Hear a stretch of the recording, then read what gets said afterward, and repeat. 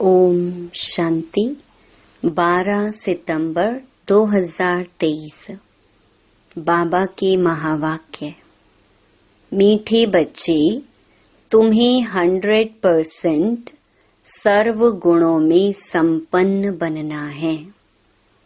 दिल दर्पण में देखना है कि हम कहाँ तक पावन बने हैं। प्रश्न: तुम बच्चे कौन सा उत्सव रोज मनाते हो और मनुष्य कौन सा उत्सव मनाते हैं? उत्तर: तुम दैवी धर्म की स्थापना का अर्थात भारत को स्वर्ग बनाने का उत्सव रोज मनाते हो। रोज तुम्हें मनुष्य को देवता बनाने की सैपलिंग लगानी है। वे मनुष्य तो जंगल के कांटों की सैपलिंग लगाते और नाम देते हैं वनोत्सव। तुम कांटों से फूल बनाने का उत्सव रोज मनाते हो। तुम्हारे जैसा उत्सव और कोई मना नहीं सकता। गीत। मुखड़ा देख ले प्राणी जरा दर्पण में। ओम शांति। यह किसने कहा? यहाँ तो है ही बाप और बच्चों का सन्मुख मिलन। बच्चों को अब दिव्य चक्षु ज्ञान का तीसरा नेत्र मिला है देखने के लिए, क्योंकि पतित अथवा पाप आत्माएं तो सब थे। पतितों को पावन बनाने के लिए बाप श्रीमत देते हैं। यह श्रीमत देने वाला कौन है, उनको भी समझना चाहिए। वही बोलते हैं आत्माओं को। आत्मा जानती है मैंने इस शरीर से अच्छे कर्म किए हैं या बुरे कर्म किए हैं। बाबा तुम बच्चों को समझ देते हैं। यह तो जरूर है सब पतित थे। अभी तुम देखो हम कहाँ तक पावन बने हैं और दैवी गुण धारण किए हैं। दैवी गुण धारण कराने वाला है सर्व गुणों का सागर बाप। वह बैठ समझाते हैं। मनुष्य तो गाते हैं मुझ निर्गुण हारे में कोई गुण नहीं। खुद कहते हैं हमारे में गुण नहीं है। अब तुम बच्चों को फिर 100% सर्व गुण संपन्न बनना है। कहते हैं अपने दिल दर्पण में देखो। जब सर्व गुण संपन्न बनेंगे तब ही तुम श्री लक्ष्मी व श्री नारायण को वर सकेंगे। पहले पहले तो बाप का परिचय देना चाहिए। ऐसा जो बेहद का बाप है, जिसके लिए गाते हैं तुम मात पिता हम बालक तेरे। उस परम पिता की बड़ी महिमा है। कहते हैं शिवाय नमः। अब वह तो स्वर्ग का रचयिता है। जरूर हमको बाप से स्वर्ग का वर्षा लेने का हक है। बेहद के बाप का वर्षा स्वर्ग की बादशाही है जो हमको देते हैं। भारत को स्वर्ग की बादशाही थी, अभी नहीं है। जरूर बाप से ही मिली थी। भारत ही सच खंड बनता है। सच शिव बाबा का यह जन्म स्थान है। यह कोई नहीं जानते। शिवरात्रि गाई जाती है। वह कौन सी? श्री कृष्ण की भी रात्रि, शिव की भी रात्रि दिखाते हैं। श्री कृष्ण का तो माँ के गर्भ से जन्म हुआ है। शिव बाबा के लिए जन्माष्टमी तो वास्तव में नहीं कहेंगे। शिव बाबा आते ही तब हैं जब ब्रह्मा की रात होती है। रात के बाद दिन अर्थात कलयुग का अंत और सतयुग की आदि होती है। इसको कहा जाता है घोर अंधियारी रात। यह बेहद की बात हो गई। हद की रात तो होती ही है, परंतु कलयुग अंत को घोर अंधियारा कहा जाता है। ज्ञान अंजन सतगुरु दिया, अज्ञान अंधेर विनाश। सतगुरु ज्ञान सूर्य बाप को कहा जाता है। पहले पहले तो बाप और वर्षे का परिचय देना है। समझो, कोई बादशाह को बच्चा नहीं है, किसी गरीब के बच्चे को गोद में लेता है तो बच्चा दिल में जानता है ना कि मैं गरीब था, अब मैं बादशाह का बच्चा हूँ। तुम भी जानते हो हम रावण का बनने से बहुत गरीब कंगाल बन गए थे। अभी हम बेहद के बाप के बने हैं, उनसे हमें स्वर्ग का वर्षा मिलता है।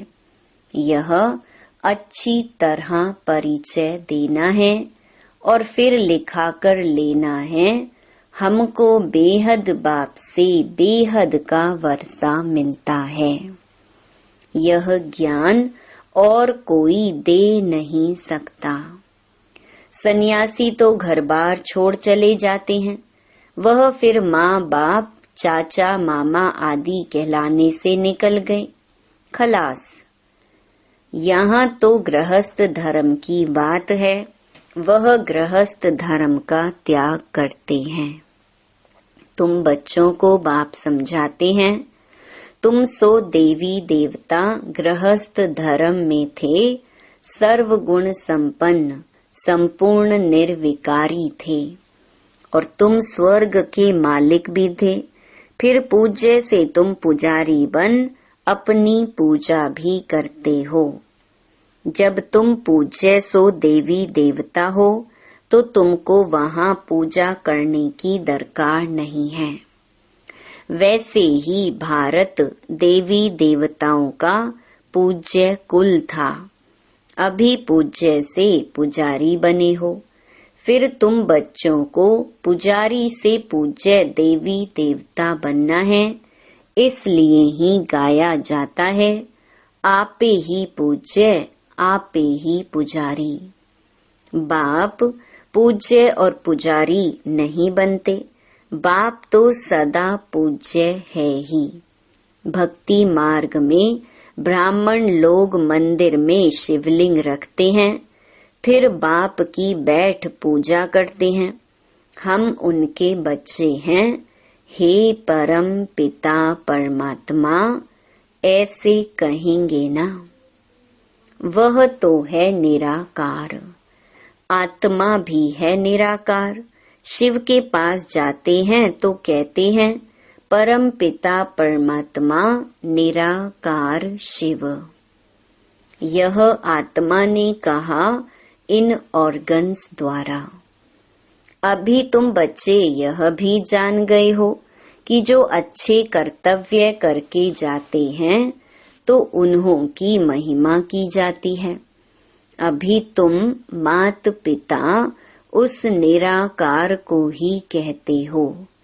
तुम्हारे सहज राजयोग और ज्ञान की शिक्षा से हम सुख घनेरे पाएंगे। उसके लिए तुम पुरुषार्थ कर रहे हो, कितनी सहज बात है। तुम प्रजापिता ब्रह्मा के बच्चे बी के प्रैक्टिकल में हो, सम्मुख बैठे हो। शिव बाबा और ब्रह्मा बाबा दोनों के सम्मुख हो। शिव बाबा को अपना शरीर तो है नहीं, तुम जानते हो शिव बाबा इनके मुख द्वारा राजयोग सिखला रहे हैं। श्री कृष्ण तो छोटा बच्चा है, वह कैसे कहेगा कि देह सहित देह के सभी संबंधों को भूलो, अपने को आत्मा समझो। यह श्री कृष्ण तो कह न सके, यह तो बाप ही कह सकते हैं। तो यह बड़ी भूल हुई है ना। लक्ष्मी नारायण से लेकर यथा राजा रानी तथा प्रजा, उन सबको तो सुख मिला हुआ था। वही सब 84 जन्म ले तमो प्रधान बने हैं। मूल लक्ष्मी नारायण हुए ना, यथा राजा रानी तथा प्रजा। अभी फिर तुम आकर शूद्र से ब्राह्मण बने हो। यह तुम्हारा लीप जन्म है। लीप कहा जाता है धर्माऊ को। तुम जानते हो हमारा यह ईश्वरीय जन्म है। दिन प्रतिदिन बाबा नई नई पॉइंट्स समझाते रहते हैं।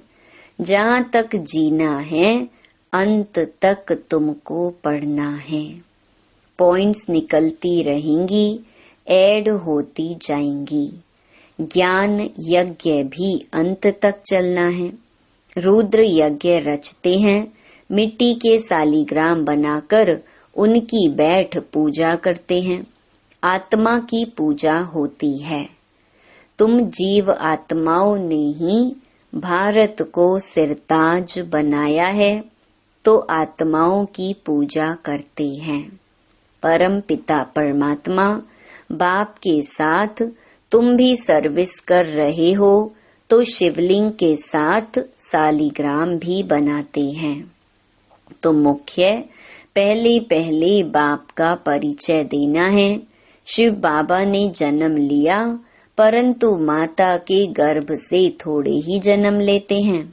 वह है ही निराकार। जैसे कोई शरीर छोड़ देता है, फिर उनकी आत्मा को बुलाते हैं श्राद्ध खाने के लिए, तो आत्मा को खिलाते हैं ना।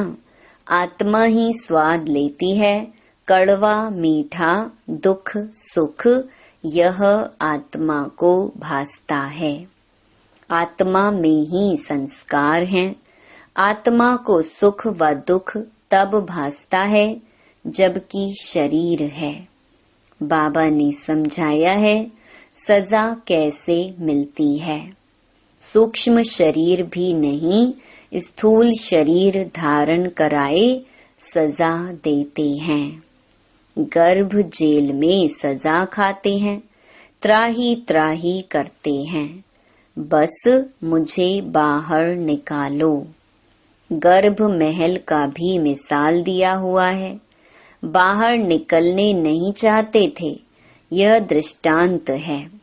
सतयुग में गर्भ भी महल बन जाता है, वहाँ कोई पाप होता नहीं। अभी तुम जानते हो पतित कैसे हुए हैं। नाम ही है अजामिल जैसे पतित। बहुत पाप करते हैं, पावन माना निर्विकारी। मूल बात ही विकार की है, इसलिए पावन बनने के लिए सन्यासी घर बार छोड़ देते हैं, तो उनको महात्मा कहते हैं। मनुष्य सब पतित हैं, इसलिए गाते रहते हैं पतित पावन सीताराम। रघुपति राघव राजा राम। अब राजा राम तो शिव बाबा को नहीं कहेंगे, राम परम पिता परमात्मा को कहा जाता है, राजा राम नहीं। मैं तो राजा महाराजा बनता नहीं हूँ।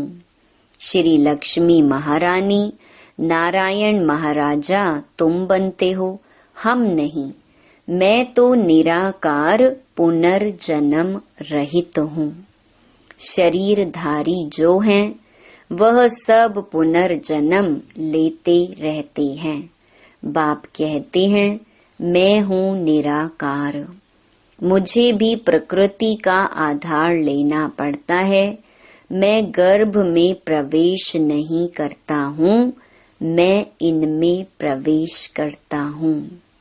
यह अपने जन्मों को नहीं जानते हैं। बाप बैठ समझाते हैं, तुम सो देवी देवता थे, फिर शूद्र बने, अभी तुम सो ब्राह्मण बने हो। मैं तुमको समझाता हूँ, तुम अपने जन्मों को नहीं जानते।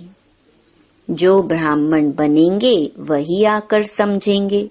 बाप कहते हैं, इस प्रकार तुमने 84 जन्म पूरे किए हैं।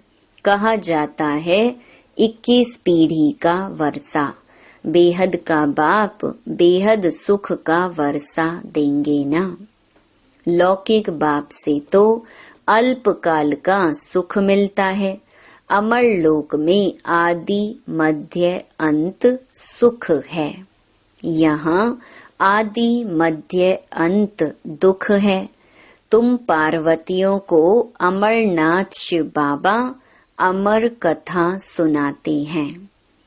सत्य नारायण की कथा भी वह सुनाते हैं।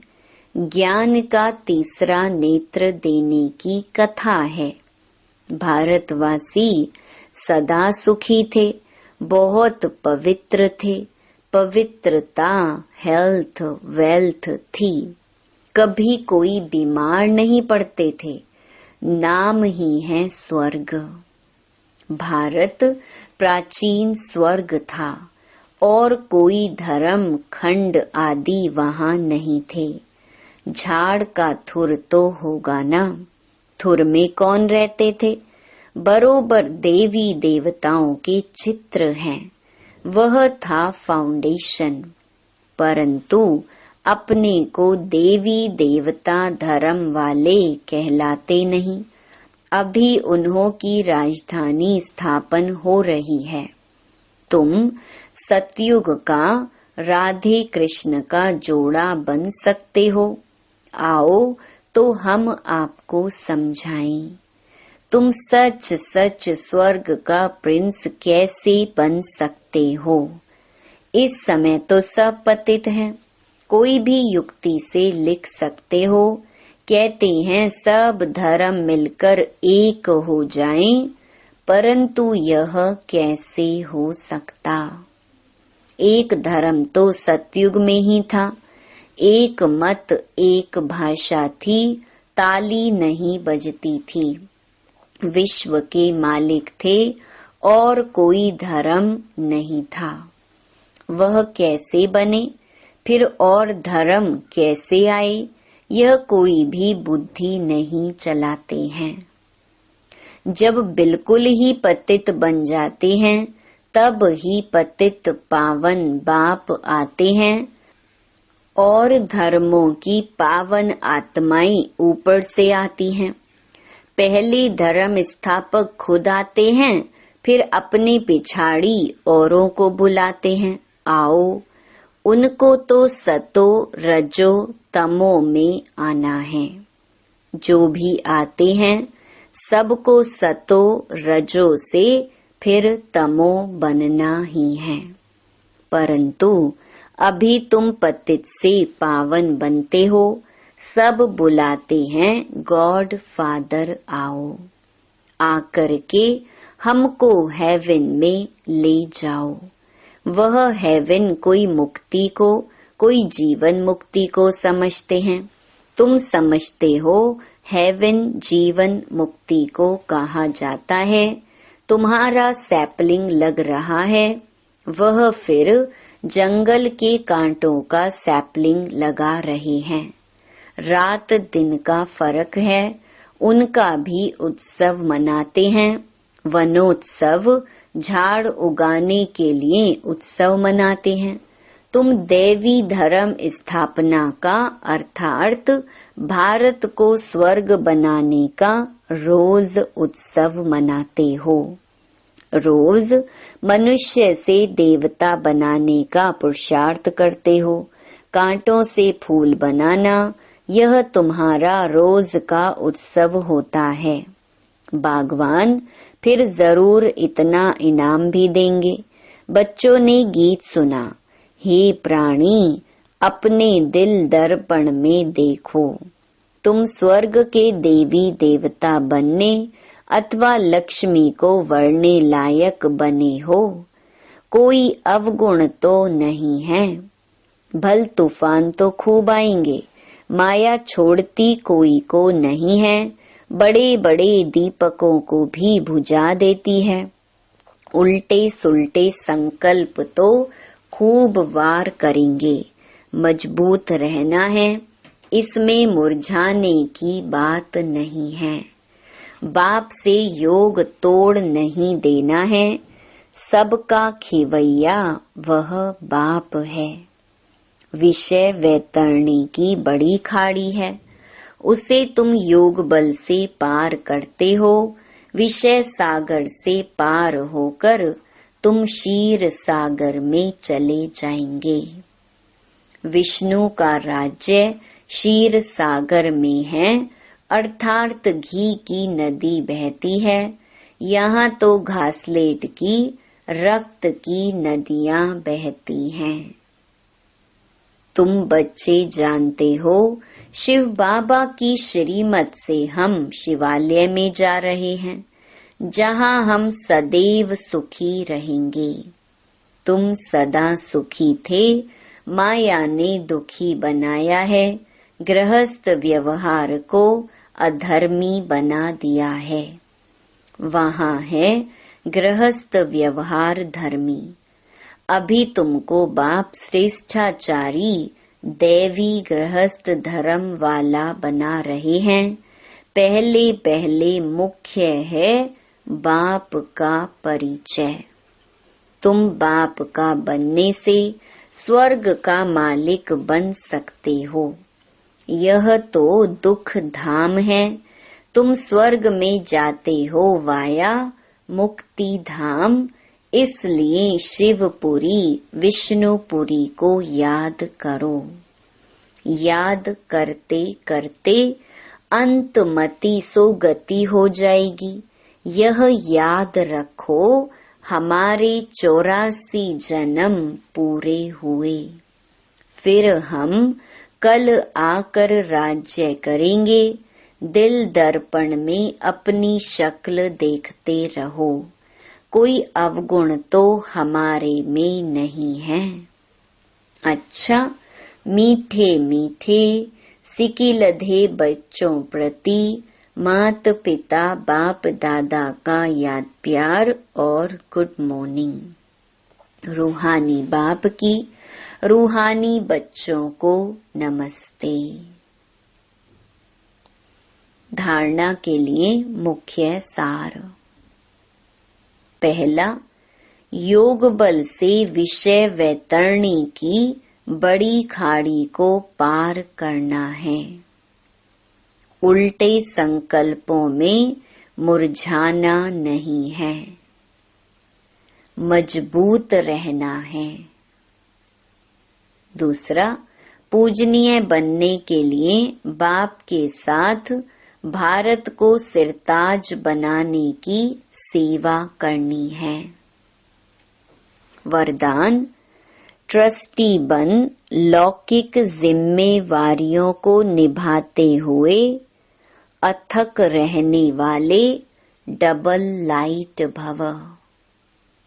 लौकिक जिम्मेवारियों को निभाते हुए सेवा की भी जिम्मेवारी निभाना, इसका डबल लाभ मिलता है।